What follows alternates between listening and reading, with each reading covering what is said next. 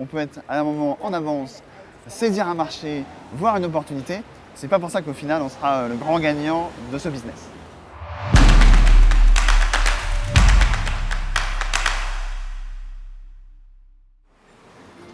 Quelques années auparavant, avant de venir habiter ici à Paris, donc j'étais à Angers et j'étais déjà un fervent participant des Nokia Games, qui étaient donc des quêtes qui se déroulaient sur plusieurs jours, une dizaine de jours, avec des SMS, avec des multimédias. Et donc on devait se mettre en solo, mais nous on s'était regroupés en équipe, pour réussir des défis, gagner des points, ne pas être éliminé et à la fin on gagnait des téléphones Nokia. Du coup j'appartenais à la communauté du NG Forum, un forum francophone dédié à s'entraider pour mieux répondre aux énigmes des Nokia Games, qui étaient des événements assez prenants au trip et surtout non-stop. Une fois que c'était parti, ça pouvait arriver la nuit, le matin, pendant qu'on était en cours, donc il fallait s'entraider.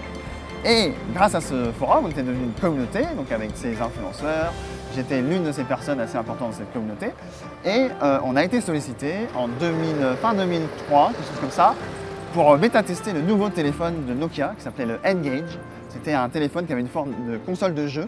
Et pourquoi? Parce qu'on pouvait jouer et surtout jouer en réseau.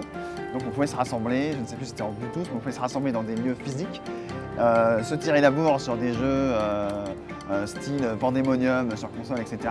Gagner des points, et du coup c'était les premières émergences des communautés à la fois online et physiques. Donc grâce au fait d'appartenir à ce forum, on a eu l'opportunité, un petit groupe de 10 personnes, d'avoir chacun pendant une semaine ou deux une N-Gage qui n'était pas du tout sortie, on était en bêta-test, et de faire les retours de la communauté pour qu'ils puissent améliorer le produit et donc se servir de nos retours. À cette occasion, j'ai découvert donc en 2004, 2003, ce que c'était d'être un micro-influenceur, c'est-à-dire d'être sollicité par une marque pour avoir une exclusivité et de pouvoir à la fois donner son avis et faire le buzz si jamais il y avait besoin.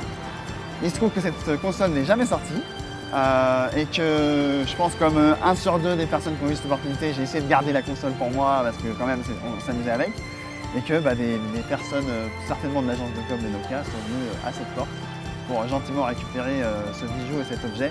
Et donc je n'en ai pas de traces, si ce n'est des images dans ma tête et sur le net. Mais en tout cas, on voit bien qu'une marque qui est bien en avance, à l'époque Nokia c'était quand même en avance sur ce qu'allait devenir le monde du gaming, eh bien n'a pas su capitaliser sur cette avance. Et ce que ça m'apprend dans ma vie, c'est qu'on peut être à un moment en avance, saisir un marché, voir une opportunité. C'est pas pour ça qu'au final on sera le grand gagnant de ce business.